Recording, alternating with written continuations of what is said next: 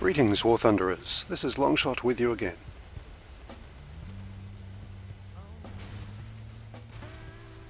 Welcome to the second video in my series of beginner guides for War Thunder. If you have annotations turned on, you'll see a link to the first video, which covers basic control setup. If you haven't seen it yet, then I suggest you do so before watching this one. Now, I've got a fair bit of talking to do in this video, and while I do so, I'll show you some of recent battle with a F4U-1A Corsair, which is full of a stack of energy-related maneuvers. Now, before I get started, I should stress that my main interest in War Thunder has always been flying fighter planes, and therefore these videos will be heavily oriented towards learning to fly fighters. Like many other people, when I started out, I found it very difficult to get kills, and I was repeatedly shot down by faster planes that I often didn't see coming. Or if I did, then I had little notion of how to avoid them or fight back. Blaming my Australian ping rather than my lack of skill, I did what so many other new players do today.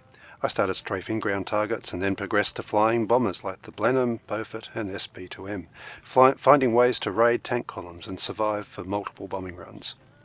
And this would probably have been my main role in the game were it not for the series of nerfs to the splash radius of bombs in mid-2013 that made this kind of flying quite difficult. As a result, I mothballed my bombers and started to fly fighters again, this time determined to learn how to be effective. So what skill or knowledge I have comes from hard-won experience and research. I watched videos and read forum posts, and through trial and error gradually came to understand what worked and what didn't. Like me, many people come to this game without a background in flight simulators. They may have played shooting games, but things like the effect of gravity, managing energy, and even 3 degrees of movement are all foreign concepts. These concepts are, however, crucial to succeeding as a fighter pilot in War Thunder. Therefore, in this next video, I'm going to start by explaining them in a way that hopefully makes sense to you, and which can then serve as the foundation for more advanced tactics and dogfight maneuvers. So why, you might ask, is this important? Why can't I just point my plane at an enemy and turn horizontally until I get him in my sights and then shoot him down? And if someone shoots me down first, no problem. I have more planes to spawn, assuming that I'm playing an arcade. And that's how most players naturally think. That's what we tend to do instinctively. The problem is that this type of fighting, often referred to as turn and burn or historically as angle fighting, has severe limitations. It results in planes losing both speed and altitude, and in pilots losing their awareness of other planes other than the one that they're fighting against. Historically, planes that fought this way were quickly shot down, and that's the case in War Thunder as well. On the other hand, let's consider the benefits of flying a plane that's either faster than your rival or that's already climbed to a higher altitude. In both scenarios, your plane has an energy advantage. Firstly, you have the ability to decide whether or not to engage the enemy. Secondly, this gives you more time in which to look around and assess the battle, so your situational awareness is higher. Straight away, that means you won't be blindsided by enemy fighters nearly as often. It also means that you get to think about your attacks beforehand, planning them out before you commit to battle, rather than just charging into a furball and hoping for the best. The end result is that you die less often, you get more kills, and the game becomes more interesting and satisfying as you gain experience in how to fly effectively. Okay, so next I'm going to have to take you back to high school physics. Now before you groan and close the video, please bear with me, as I'll keep it straightforward and it won't take very long. Energy can be in one of two states. It can be kinetic, which is energy in action. A burning light globe, a swinging hammer, or a flying plane are all examples. In War Thunder, the type of energy we're interested in here is speed. The second energy state is potential, such as you find in a compressed spring or a battery. This exists in War Thunder as well.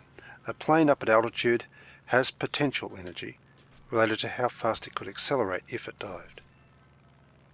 When it dives, it converts that potential energy store to active kinetic energy in the form of speed.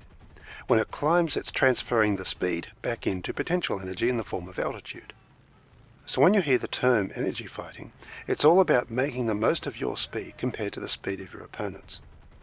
Okay, so it's time the rubber hit the road and I begin to show you how to put this theory into practice. Let's begin with how speed is measured in War Thunder.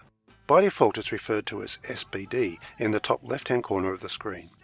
This shows literally how fast your plane is moving. My KO-43 in this example is down near sea level and travelling at around 340 km an hour. Let me pause it there and look at the options.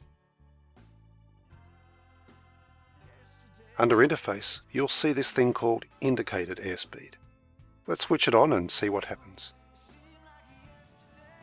And we're still travelling at around 340 km an hour. There's no difference at all, other than it's showing IAS instead of SPD. Let's repeat that though at a higher altitude. My speed's a tad over 400 km an hour, and when shown as IAS, it's only around 350 km an hour. Why is this so? Unlike the default speed measurement, indicated airspeed is telling you how fast the air is flowing over the plane's wings and control surfaces. Down at sea level, the air is thicker, so the reading matched the actual speed of the plane.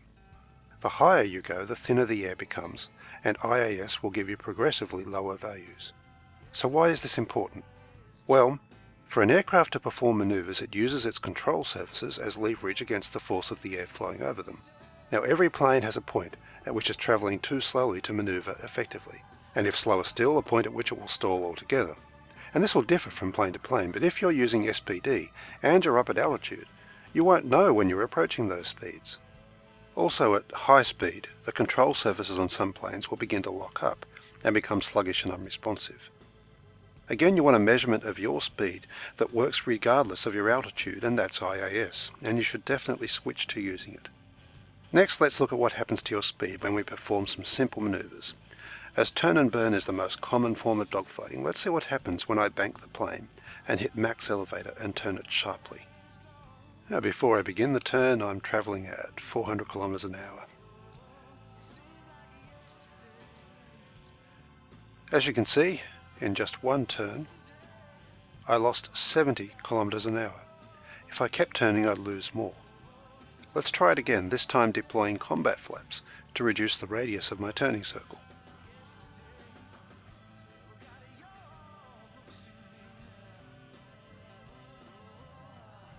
This time I lost nearly 100 km an hour, and that speed is gone, frittered away with nothing to show for it, and now I need time to build it back up again, during which I'm vulnerable to attacks from faster planes.